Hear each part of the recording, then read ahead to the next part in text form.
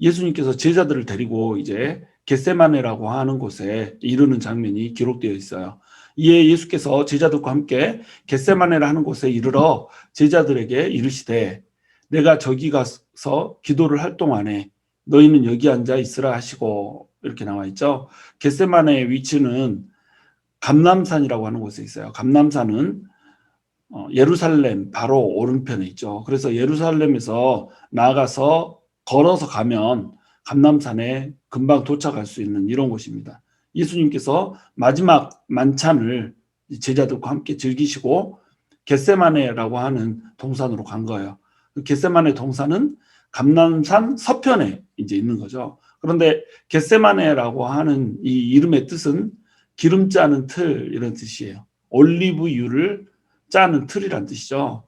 감람산에는 이 올리브산이란 말이기 때문에 올리브의 기름을 짜는 틀이 있는 곳이 있었다는 거죠. 그러면 기름을 짜려면 어떻게 해야 되죠? 올리브를 넣어놓고 올리브를 으깨야지 거기에서부터 기름이 나오는 겁니다. 으깨는 것도 보통 으깨는 게 아니라 거의 형체가 존재하지 않을 만큼 강력하게 으깨줘야 기름이 나온다는 거예요. 그래서 예수님께서 지금 마지막 만찬을 마치시고 이제 십자가에 못 박혀서 돌아가시기 직전에 십자가에 달리는 그 소명을 감당하기 위해서 찾으신 곳이 바로 겟세마네라고 하는 동산입니다. 자신을 느끼어서 우리에게 자신의 피와 살을 주셔야 되는 이 중차대한 시점이기 때문에 자신을 으깨는 기도를 하러 가신 거죠. 그래서 이 겟세마네 기름 짜는 틀이라고 하는 곳에 가서서 자기의 모든 피와 땀을 마치 올리브가 기름을 짜내듯이 그렇게 짜내는 기도를 하러 이곳에 가셨다는 겁니다. 그래서 에덴 동산이 기쁨의 동산이었다고 한다면 이 겟세마네는 아픔의 동산이요, 고통의 동산이요, 또 처절함의 동산이라는 거죠. 그런데 하나님께서 이 겟세마네라고 하는 이곳에서 예수님이 기도하는 그 기도를 들으시는 것, 그것은 무엇을 의미할까요? 바로 이 고통의 동산을 통하여서 기쁨의 동산으로 우리를 다시 초대하고 싶은 거예요. 에덴을 회복시켜 주고 싶으신 겁니다. 그래서 에덴 동산을 회복시켜 주기 위해서 예수님께서 홀로 걸으시는 그 길이 바로 겟세마네 동산이라는 거예요. 그러므로 겟세마네 동산은 고통의 동산이지만 또한 동시에 기쁨의 동산이라는 거죠. 예수님께서 걸으셔야 되는 그 고통의 동산이지만 예수님께서 그 고통의 동산을 걸으시기에 우리에게는 기쁨의 동산이 되는 곳, 이곳이 바로 겟세마네라고 하는 것입니다. 그래서 예수님께서는 이곳에 가셔서 자신을 느끼시는 3번의 기도를 드려요. 철저하게 자기를 느끼시고 온전히 형체가 하나도 남지 않게 하나님께 자신을 바쳐드리는 그러한 기도를 하는 것이 바로 겟세마네 기도라는 거예요. 근데 이 겟세마네 기도에는 누가복음 22장 39절에 보면 십자가를 져야 됐기 때문에 이때만 특별히 가서 기도했던 그 장소가 아니라 습관에 따라서 감람산에 올라가셔서 기도하시는 곳이라고 이렇게 나온단 말이에요. 예수님께서는 예루살렘에 들르실 때마다 항상 감람산에 올라가셔서 기도를 하셨던 거예요. 그러니까 예수님께서는 늘상 기도가 습관처럼 생활화되셨던 이런 분이라는 겁니다. 습관처럼 생활화된 기도를 하셨기 때문에 또한 겟세마네 기도도 할 수 있다는 거죠. 그래서 습관에 따라서 겟세마네라고 하는 동산으로 오르셨던 그 예수님처럼 우리 역시 습관에 따라 기도하는 그 훈련이 돼 있어야 된다는 거죠. 습관처럼 기도하고 습관에 따라 기도할 수 있어야 십자가를 진정으로 져야 되는 사명이 올 때 기도를 할 수가 있다는 겁니다. 지금 예수님께서는 십자가를 진다라고 하는 그 중차대한 소명 앞에서 기도로 준비하고 있어요. 여러분, 겟세마네를 통과하지 않으면 십자가를 감당할 수 없게 되는 겁니다. 예수님에게 있어서 십자가라고 하는 것은 모든 인류의 죄를 지는 거잖아요. 그 엄청난 사명을 인간으로 오신 예수님이 한 인간의 몸으로 감당하기에 너무 컸단 말이죠. 그것을 기도 없이 예수님께서도 감당하시기가 힘드셨던 거예요. 그러니까 겟세마네라고 하는 자신을 으깨는 기도를 통과하면서 십자가라고 하는 실제로 자신을 느끼는 그 과정을 걸을 수가 있었던 거예요. 우리는 하나님 앞에서 정말로 하나님께서 원하시는 일을 감당하고자 한다면 겟세마네를 통과할 수 있어야 돼요. 십자가를 지기를 원한다면, 그리고 십자가의 사명을 감당하기 원한다면 겟세마네를 통과할 수 있어야 된다는 겁니다. 기도 없이 십자가가 없는 거예요. 37절에 보시면 베드로와 세베대의 두 아들을 데리고 가실새 고민하고 슬퍼하사 이렇게 나오고 있습니다. 제자들을 데리고 갔어요. 가룟 유다는 예수님을 팔려고 지금 대제사장들에게 갔죠. 그렇기 때문에 11명의 제자 중에 이제 8명을 동산 입구에 남겨두고 좀 더 깊은 곳으로 베드로와 세베대의 두 아들을 데리고 들어가시는 겁니다. 그리고 거기에서 이제 기도를 하는데 고민하고 슬퍼하사 이에 말씀하시되 내 마음이 매우 고민하여 죽게 되었으니 이렇게 말씀하고 계세요. 예수님께서 고민하고 슬퍼하신다고 말씀하세요. 그러면서 스스로 고백하시기를 마음이 매우 고민하여 죽게 생겼다고 그래요. 죽을 만큼 고통스러웠던 거예요. 죽을 만큼 이것이 고민이 됐던 거예요. 왜냐하면 예수님께서는 십자가의 형벌이 어떤 것임을 알고 계시는 거예요. 예수님이 어떻게 돌아가실지를 예수님은 이미 알고 걸어오고 계시는 겁니다. 예수님은 십자가를 지기 위해 이 땅에 오셨잖아요. 그래서 십자가에서 어떤 고통을 받게 될지, 그리고 십자가에서 어떤 수치를 받게 될지 예수님은 이미 다 알고 계신단 말이죠. 이걸 다 알고 계신 채로 예수님께서는 지금 그 죽음을 향해서 뚜벅뚜벅 걸어가고 계시는 겁니다. 여러분, 우리가 만약에 우리 죽음을 아는 채로 걸어간다고 하면 어떨까요? 우리의 기쁨이 기쁨될 수 있을까요? 어떤 모습으로 어떻게 고통스럽게 죽을지 그 죽음의 고통이 깊으면 깊을수록 오늘 한순간 내가 웃으면서 즐겁게 살 수 있을까요? 그렇게 할 수 없다는 거죠. 그런데 예수님께서는 그 십자가의 죽음이 정해져 있고 십자가의 고통도 다 예수님께서 알고 계시지만 묵묵하게 예수님의 그 길을 걸어오셨던 거예요. 그런데 이제 그 십자가가 불과 불과 하루 남겨진 겁니다. 불과 하루 남겨진, 하루도 안 남겨져 있죠. 지금 이 밤이 새고 나면 예수님께서 처형을 당하시는 거죠. 그렇기 때문에 예수님께서는 지금 고민하여 죽게 생긴 겁니다.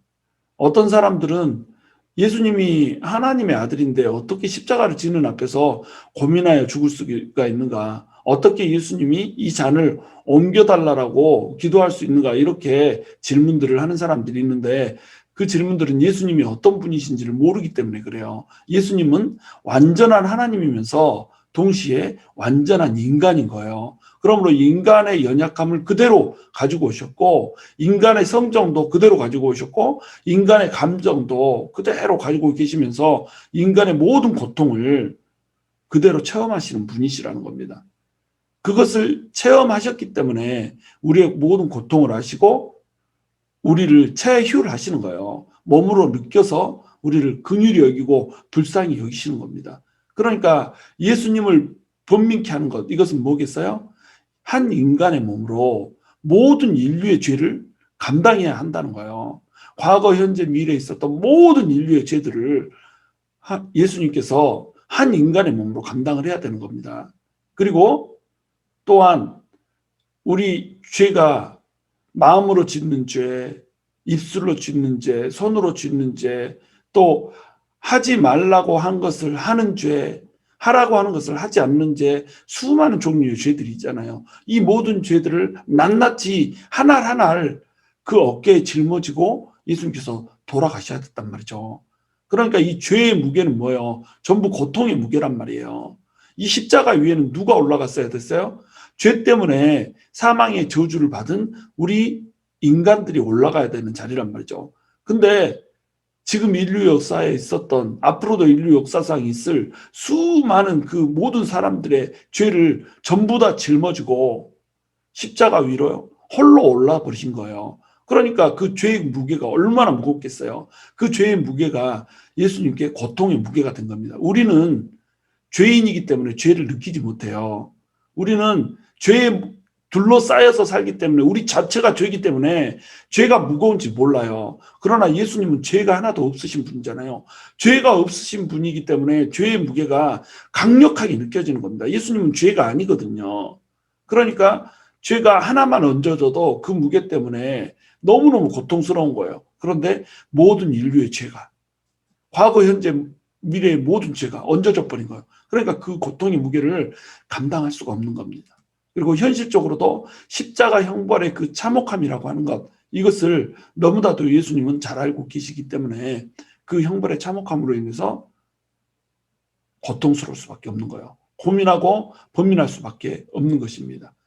그런데 여러분, 이 고통을 예수님께서 지실 필요가 있어요, 없어요? 지실 필요 없다는 거예요. 예수님은 의로우신 분이세요. 죄가 하나도 없으신 분이세요.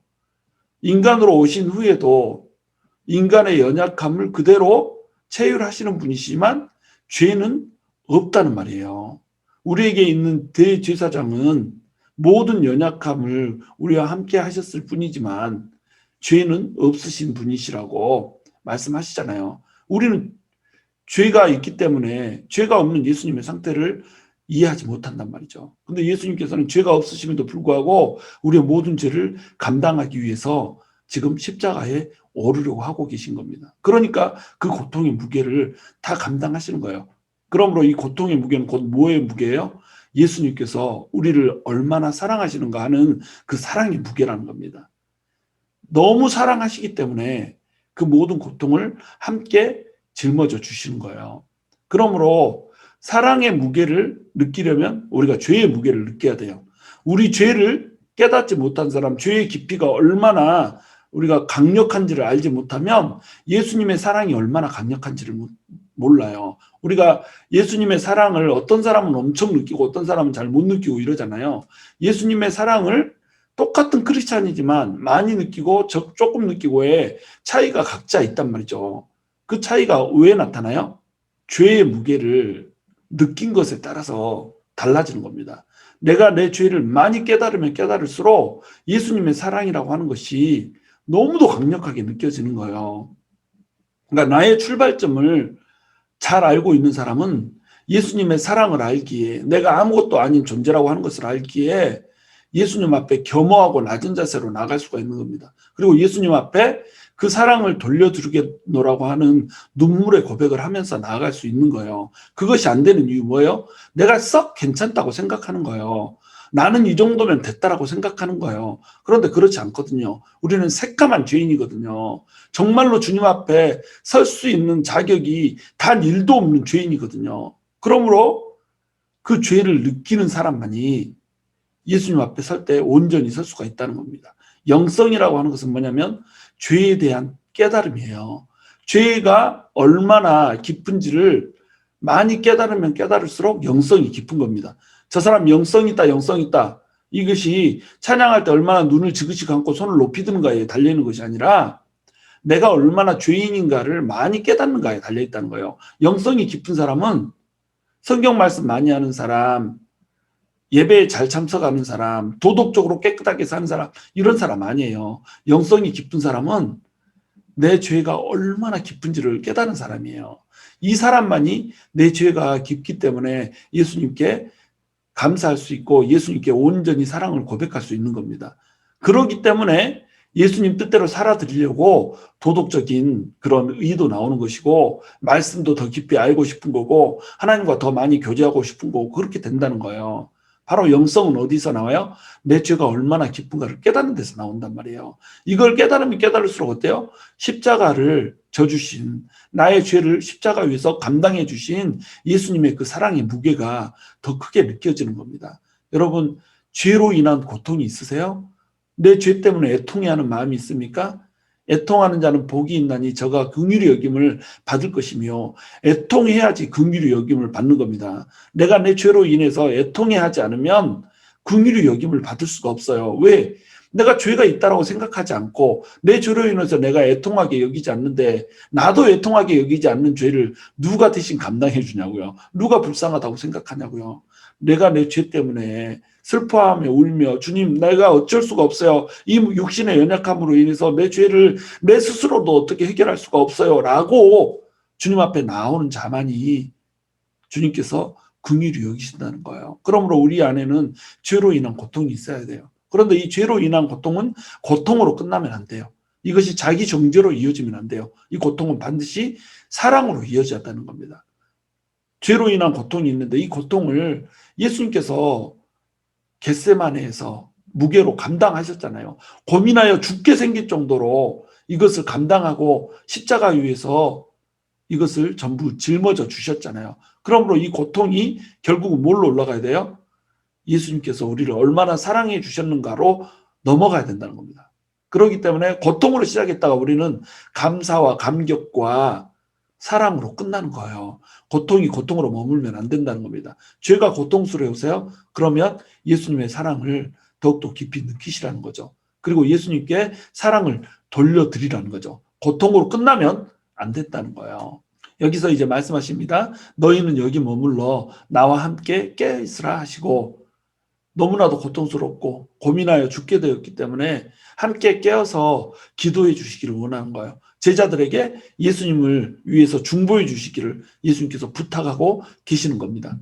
39절에 보면 조금 나아가 얼굴을 땅에 대시고 엎드려 기도하여 이르시되 내 아버지여 만일 할만하시거든 이 잔을 내게서 지나가게 하옵소서. 그러나 나의 원대로 마시옵고 아버지의 원대로 하옵소서 하시고, 나의 원이라는 게 있어요. 모든 사람에게는 나의 원이라고 하는 것이 있습니다. 이 나의 원은 십자가를 피하고 싶은 거예요. 십자가는 거룩한 사람이건 의로운 사람이건 악한 사람이건 모두 지기 힘든 거예요. 모든 사람은 십자가를 피하고 싶은 겁니다. 심지어는 예수님도 지금 이 잔을 내게서 지나가게 하옵소서. 왜냐하면 십자가는 고통스럽거든요. 고통을 누가 사서 찾아서 집니까? 우리 기독교는 고행의 종교가 아니거든요. 자기를 고문하고 고통스럽게 해서 의에 이르는 그런 종교가 아니거든요. 예수님께서도 이 십자가를 피하고 싶었어요. 십자가의 무게가 너무도 강력했기 때문에. 그래서 조금 나아가서 얼굴을 땅에 대시고 엎드려 기도하시는 겁니다. 얼굴을 땅에 대시고 엎드려 기도한다. 누가복음에서는 누가복음 22장 41절에 무릎을 꿇고 기도한다 이렇게 나와 있어요. 그런데 이때 당시만 해도 유대인들은 무릎을 꿇고 기도하지 않았어요. 기도할 때의 자세는 일어서서 하늘을 우러러 보면서 손을 들고 기도를 했단 말이에요. 하늘을 우러러 봤던 이유는 하나님을 향해서 하나님을 앙망하고 기도한다 이런 것을 뜻하는 거예요. 이것이 유대인들의 기도의 자세였단 말이죠. 그런데 예수님께서는 지금 얼굴을 땅에 대시고 무릎을 꿇은 채 엎드려서 기도를 하고 있는 거예요. 땅이라고 하는 것은 가장 낮은 자리잖아요. 인간이 온 곳이고, 그러니까 이 땅에다가 얼굴을 대고 기도했다 이 말은 뭐예요? 완벽하게 예수님을 낮추고 기도를 했단 말이에요. 그 정도로 예수님께서 절박했다는 거죠.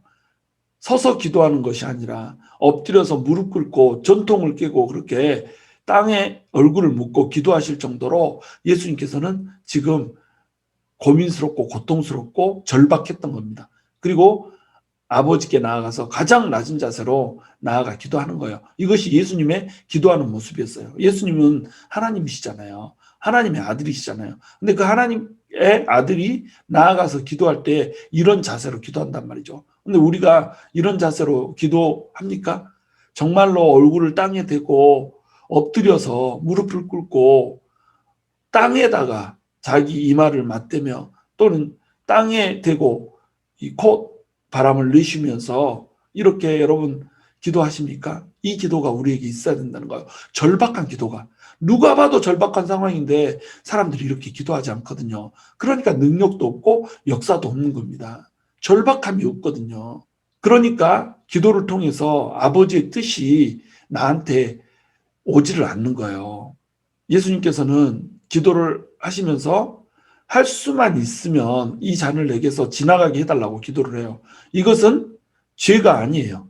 이것은 부족한 게 아니에요. 이것은 모든 사람의 당연한 반응인 겁니다.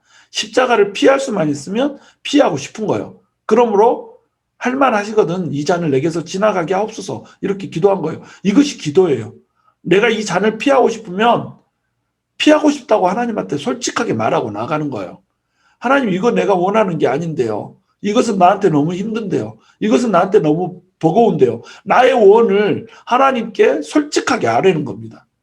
그러나 기도의 자세는 또한 뭐예요? 그러나 나의 원이 있다고 할지라도 아버지의 원이 나한테서 이루어지기를 원합니다. 이것이 기도란 말이에요. 기도는 내 원을 하나님께 올려드리는 것이 아니라 아버지의 원이 무엇인지를 듣는 거예요. 내 원을 하나님께 말씀드리고 하나님으로부터서는 나의 원을, 하나님 아버지의 원을, 나의 원을 꺾고 내 안에 채우는 것, 이것이 기도란 말이죠. 그러니까 예수님께서는 지금 겟세마네 기도를 통하여서 기도의 모델을 보여주고 계시는 겁니다. 너네가 십자가를 지기 위해서는 반드시 기도해야 된다. 그런데 십자가를 지는 그 겟세마네의 기도는 나의 원을 꺾고 아버지의 원을 채우는 과정이다 라고 하는 것을 지금 모델로 제시를 해주고 계시는 겁니다. 아버지의 원대로. 이것이 기도의 목적이에요. 우리가 기도를 하는 이유는 기도를 통하여서 내 뜻이 아버지한테 쪼르고 쫄아서 받아내는, 얻어내는 그런 것이 아니라 아버지의 원이 내 안에 채워지고 아버지의 원대로 되는 거예요. 내가 기도한 내용이 아버지의 원과 똑같으면 그 기도가 내 원대로 되는 거예요. 그런데 아버지의 원과 모순되면 아버지께서는 내 안에 아버지의 원을 집어넣어 주세요. 그래서 내가 능히 아버지의 원대로 감당할 수 있는 힘을 주세요. 그러니까 기도는 어차피 응답되는 거예요.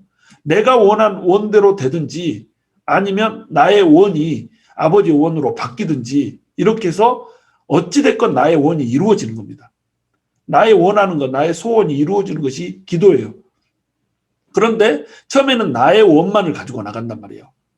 그러나 이것이 아버지의 원과 모순될 때는 아버지의 원으로 내 원을 갈아치워 버리시고 아버지의 원이 곧 나의 원이 되게 하는 겁니다. 그래서 나의 원이 이루어지는 거예요. 모든 기도는 나의 원이 이루어지는 거예요. 그런데 첫 번째 나의 원, 아버지의 원이 아닌 나의 원, 이 원이 사라지는 자리, 이 자리가 바로 기도의 자리란 말이에요. 나의 원이 깨어지는 자리. 그러면 여러분, 지금 예수님이 이렇게 기도하고 있는 모습, 이것을 보면서 아, 예수님이 어떻게 이런 기도를 할 수 있지? 라고 하는 생각을 하시면 안 돼요. 이것이 성경을 잘못 보는 겁니다. 예수님은 완벽한 인간이면서 또한 완벽한 하나님이라고 그랬잖아요. 예수님은 우리하고 똑같은 성정을 가지고 있는 거예요. 그런데 우리하고 똑같은 성정을 갖기를 누가 결정하셨나요? 예수님 자신이 결정하셨단 말이에요. 예수님은 하나님이시기 때문에 고통을 느낄 필요가 없거든요. 하나님이 어떻게 고통을 느껴요? 그런데 하나님께서 이 땅에 인간으로 내려오셔서 인간의 고민과 인간의 번뇌를 한단 말이죠. 그리고 인간의 고통을 자기 스스로 감수하고 걸어간단 말이죠. 누구를 위해서? 바로 죄인을 위해서. 아무짝에도 쓸모없는 죄인들을 위해서 그 죄인들을 사랑한다는 그 이유 하나만으로 인간의 연약함을 전부 다 공유해버렸단 말이에요. 하나님이 인간이 되어서 오셔서 인간의 연약함을 공유했단 말이에요. 이 하나님이 인간으로 오셨는데 고통을 느끼지 못하는 거예요. 아, 나는 십자가에서 죽기는 하는데 내가 뭐 하나님이니까 나는 고통 안 느끼고 그냥 신경세포 다 죽이고 그냥 좀비처럼 딱 이렇게 잡혀 죽이는 그 형식만 취할 거야. 이러고 나서 십자가에 올려 죽을 수도 있죠. 고통 안 받고 그냥 딱 나는 쉽게 죽을 수 있죠. 그러나 예수님께서는 그러지 않는단 말이에요. 예수님께서는 모든 인간의 고통을, 모든 인간의 죄로 인한 그 부담과 죄책을 전부 다 감당하시고 오셨단 말이에요. 그러니까 이게 은혜가 돼야죠. 예수님이 어떻게 예수님께서 십자가에 달려 죽으시러 왔는데 십자가에 달려 죽으시는 그 앞에서 이것을 지나가게 하옵소서 이렇게 기도할 수가 있지? 이러고 시험 들고 앉아있으면 안 된다는 거죠. 그만큼 예수님께서는 우리의 연약함에 함께 동참하셨고 우리의 눈물을 같이 경험하시고 체험하기 원하셨고 우리의 슬픔과 우리의 고통과 우리의 모든 질고를 예수님께서 친히 그 고통으로 우리가 느끼는 그 고통의 몇 배를 느끼면서 그것을 감당하기 원해 주셨단 말이에요. 그것이 우리를 향한 예수님의 사랑이라는 겁니다. 그러므로 우리가 고통스러울 때 예수님 그 고통을 아실까요? 모르실까요? 안단 말이에요. 더 많이 아시고 더 깊이 아신단 말이에요. 그 고통을 우리는 설명할 수 없을지라도 예수님께서는 왜 고통스러운지 낱낱이 이유를 하나하나 대주시면서 그것을 이해하신단 말이에요. 그러니까 우리는 감정이 다쳐서 무뎌져서 울지도 못하는 그럴 때에 예수님께서는 우리를 안고 울어주실 수가 있는 겁니다. 우리가 울 때 예수님께서는 피눈물을 흘리시고 예수님께서는 우리가 그것으로부터 벗어나기 위해서 땀을 흘릴 때 피땀을 흘리고 계신단 말이에요. 왜냐하면 예수님은 우리의 연약함을 체휼해서 아시는 분이기 때문에, 우리의 연약함을 다 공유한 분이시기 때문에 그게 예수님의 우리를 향한 사랑이라는 겁니다. 40절 보시면 제자들에게 오사 그 자는 것을 보시고 베드로에게 말씀하시되 너희가 나와 함께 1시간도 이렇게 깨어있을 수 없더냐 이렇게 말씀하시죠. 왜 베드로에게 말씀하셨을까요? 지금 3명의 제자들이 거기 있잖아요. 하필 베드로인가요? 베드로가 예수님과 함께 죽겠다라고, 나는 죽음도 불사하겠습니다. 주님이 어디로 가시건 나는 무조건 따라갑니다. 무덤 끝이라도 내가 따라갑니다. 이렇게 고백을 했던 거예요. 당당하게. 그러니까 베드로에게 물어보시는 겁니다. 말씀하시는 겁니다. 너희가 나와 함께 1시간도 이렇게 깨어있을 수 없더냐? 나를 위해서 죽는다며, 무덤까지도 따라온다며, 세상 끝까지도 따라오겠다며, 그런데 내가 지금 십자가에 매달려서 모든 인간의 고통을 지고 죽으려고 하는 이 순간에 기도를 하고 있는데 이거 1시간 나랑 함께 기도해 줄 수 없느냐? 이렇게 예수님께서 물어보고 있는 거예요. 그러나 동시에 베드로에게만 묻는 것이 아니라 거기에 있었던 야고보와 요한에게도 똑같이 물어보고 있는 겁니다. 야고보와 요한 그리고 모든 11명의 제자들이 베드로가 이렇게 얘기했을 때 나도요 이랬거든요. 자, 너네 모두가 나와 함께 죽을 수 있다고 했잖니. 근데 함께 1시간도 이렇게 깨어있을 수 없냐? 라고 이제 질문을 하는 겁니다. 그리고 그러면서 41절에 시험에 들지 않게 깨어 기도하라. 마음에는 원이로되 육신이 약하도다. 이렇게 말씀하시죠. 여러분, 시험에 들지 않게 깨어서 기도하라고 얘기를 하고 있어요. 마음에는 원이로되 육신이 약하도다. 이렇게 말씀하고 있어요. 그들이 고백했던 예수님, 나는 예수님을 사랑합니다. 라고 하는 이 이야기는 진심이었을까요? 가짜였을까요? 진심이었죠. 제자들은 예수님을 너무너무 사랑했어요. 정말로 무덤까지도 같이 가고 싶었고 예수님이 죽는 그 자리에 가고 싶었어요. 그것이 그들의 소원이었어요. 마음으로는 예수님을 사랑했어요. 근데 예수님을 마음으로 사랑하는 그 마음을 실천하기에 육신이 너무 약했던 거예요. 두려웠던 거예요. 공포스러웠던 거예요. 그러니까 전부 도망가 버리는 거죠. 여러분, 사랑의 마음이 실천되기 위해서는 담력이 있어야 되는 겁니다. 육신이 강해야 되는 거예요. 내가 강해야지 내 사랑을 지킬 수가 있는 겁니다. 그러나 육신이 약함으로 사랑을 지킬 수가 없는 거예요. 그래서 예수님께서 기도해달라고 하는데 그 1시간을 지킬 수 있는 강인함이 없잖아요. 육신이 약하고 의지도 약하고 이러기 때문에 우리의 마음에 있는 사랑한다라고 하는 마음을 지켜낼 수가 없는 겁니다. 그러면 이 육신이 약하다라고 하는 육신의 한계를 어떻게 뛰어넘는 거죠? 바로 시험에 들지 않게 깨어서 기도하는 걸로 지켜내는 겁니다. 연약함을 이기는 힘이 바로 기도라는 거예요. 여러분, 우리가 육신이 연약하면 사랑을 지켜낼 수가 없어요. 아무리 내가 사랑해도 그 사랑하는 사람을 내가 약하잖아요. 그러면 그 사랑을 지켜낼 수 없어요. 내가 강력해야지 사랑 지켜낼 수 있는 겁니다. 근데 우리 강해요, 약해요? 약해요. 예수님께서 이걸 아시잖아요. 그래서 예수님께서 지금 너네는 마음은 원인데 육신이 약하구나 라고 지금 말씀을 해주신단 말이에요. 그러므로 깨어서 기도하라는 얘기를 하고 있는 겁니다. 예수님께서는 우리 육신이 연약하다는 걸 너무나도 잘 이해해 주세요. 그런데 이해해 주시고 넘어가시는 것이 아니라 너네가 육신이 약한 것을 극복하기 위해서 깨어서 기도하라는 말씀을 해주고 계시는 거예요. 왜냐하면 육신이 약하기 때문에 그것을 인정하고 그대로 앉아있으면 우리는 뭐가 돼요? 마귀의 밥이 된다는 거예요. 지금 우리는 놀이터가 아닌 전쟁터에 있거든요. 우리가 원하건 원하지 않건 간에 마귀와의 일정 가운데 있는 겁니다. 마귀가 우리와 싸우고 있는 거예요. 이게 눈에 보이지 않기 때문에 우리가 전쟁하고 있다고 하는 사실을 우리가 몰라요. 눈에 보이지 않기 때문에 마귀가 집중 포화를 우리한테 날리고 있다는 사실을 우리가 깨닫지 못해요. 전쟁에서는 뭐 눈에 폭탄이 보이고 막 이러잖아요. 근데 보이지 않는 전쟁에서는 폭탄이 눈에 안 보이거든요. 마음속으로 스물스물 찾아와서 우리의 마음을 허물어 버리거든요. 이것이 영적 전쟁이란 말이죠. 근데 이 영적 전쟁에서는 내 마음이 아무리 하나님을 사랑하는 마음이 있어도 마귀가 와서 쫙 공격해버리면 육신이 연약하기 때문에 넘어가 버리는 거예요.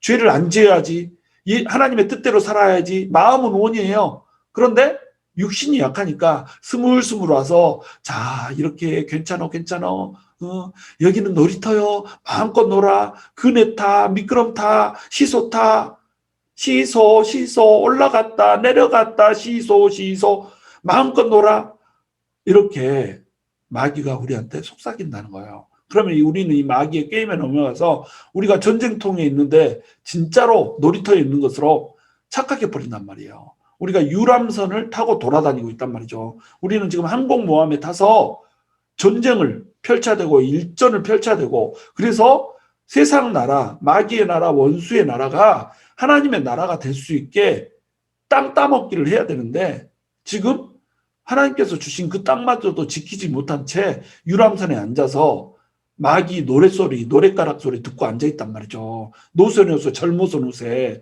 늙어지면 못 노나니 이러고 있단 말이죠. 노는 것이 그렇게도 좋냔 말이죠. 왜 노는 것이 좋겠어요? 육신이 약하니까. 육신이 약하니까 논다는 거예요. 그러니까 마귀한테 넘어가는 겁니다. 그러면 이 육신의 약한 것, 마귀한테 넘어가지 않기 위해서 우리 뭐 해야 된다는 거예요? 깨어서 기도한다는 거예요. 우리의 무기는 기도예요. 기도를 하지 않으면 전신갑주를 입는 것도 의미가 없다는 겁니다. 전신갑주를 입고 나가는 건 기도로 나가는 거거든요. 기도가 없으면 박제 성도가 되는 거예요. 박제 알죠? 사자같이 생겼어요. 그래가지고 하는 표정으로 있어요. 근데 잡아먹을 수 있는 힘이 있어요, 없어요? 이빨 그대로 있어요. 칵 하고 있어요. 씹을 수 있는 힘이 있어요, 없어요? 없어요. 발톱도 다 있어요. 핥힐 수 있는 힘이 있어요, 없어요? 없어요.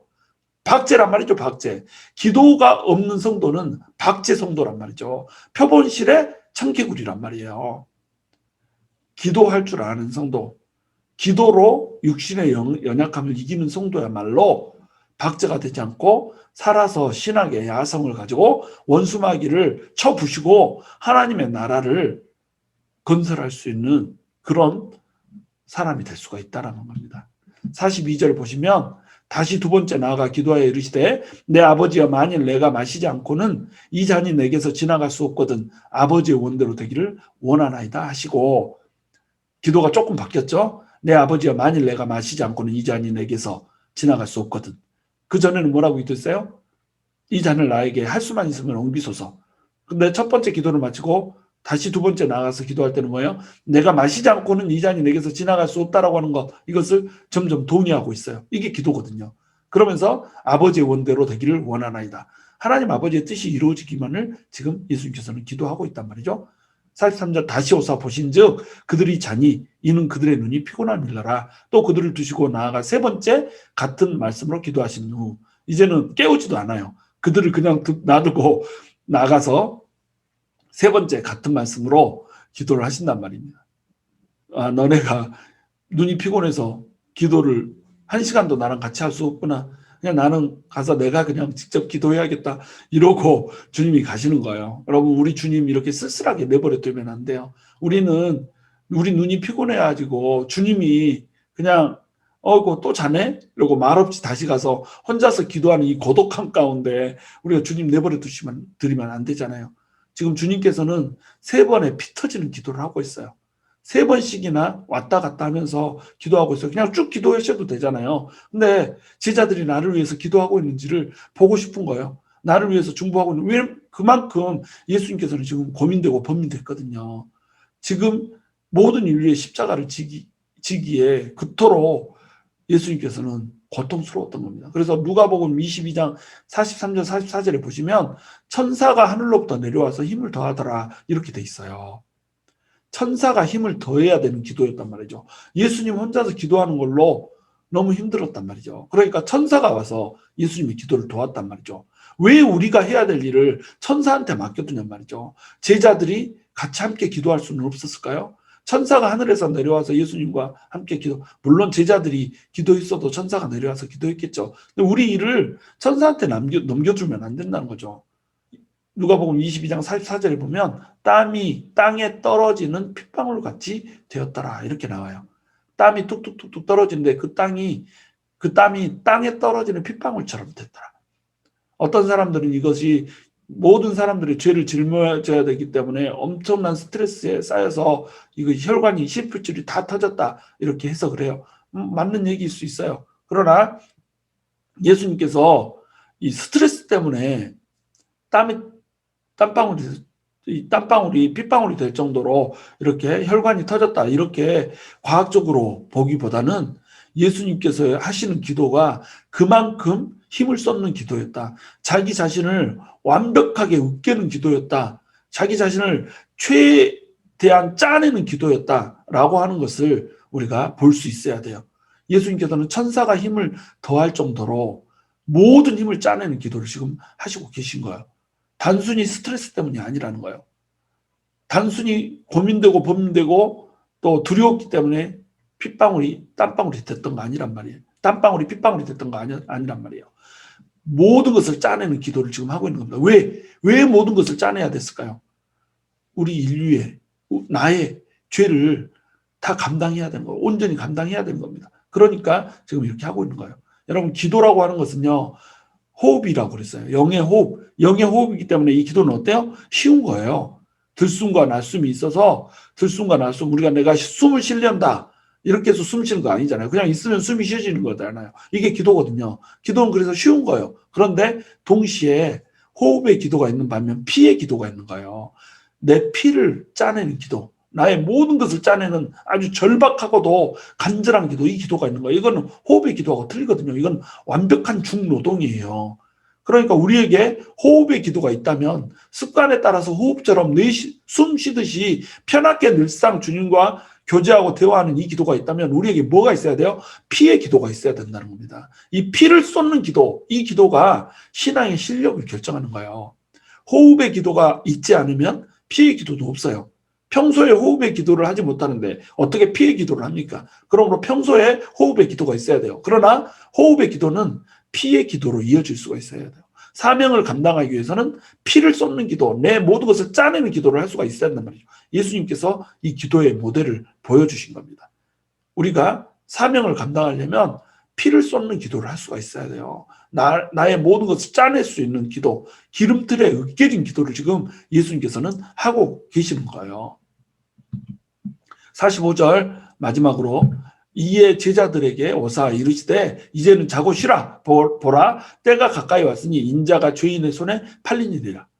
일어나라 함께 가자. 보라 나를 파는 자가 가까이 왔느니라. 유다가 드디어 가까이 왔어요. 이제 예수님께서 일어나셔서 십자가를 향해서 담대하게 그리고 당당하게 나가고 계세요. 기도가 드디어 끝났어요. 기도가 끝나고 나서 걷는 길은 이 길이라는 겁니다. 내 원이 아니고 아버지의 원대로 되는 것. 이제 십자가에 달릴 준비가 됐어요. 이제 모든 인간들에게 고통의 동산이었던 것을 기쁨의 동산으로 바꿔줄 수 있는 준비가 됐어요. 모든 인간의 겟세마네를 이제는 에덴으로 바꿔줄 준비가 됐어요. 이제 일어나라 함께 가자고 하고 계시는 거예요.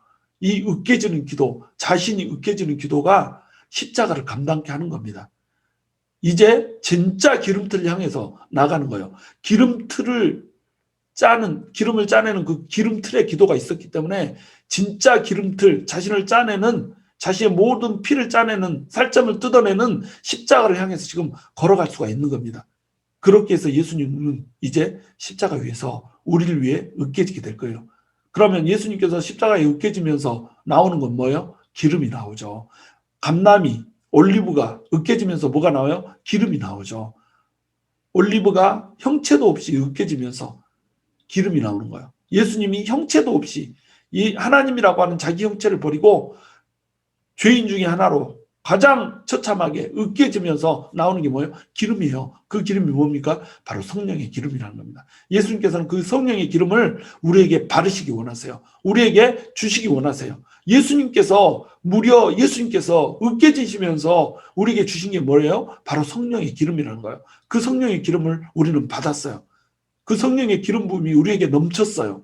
그리고 지금도 우리에게 머물러 있어요. 그 성령의 기름 부으심 때문에 우리는 예수님의 일을 하게 될 것이고, 성령의 충만함으로 우리는 하나님의 일을 감당하게 될 거예요.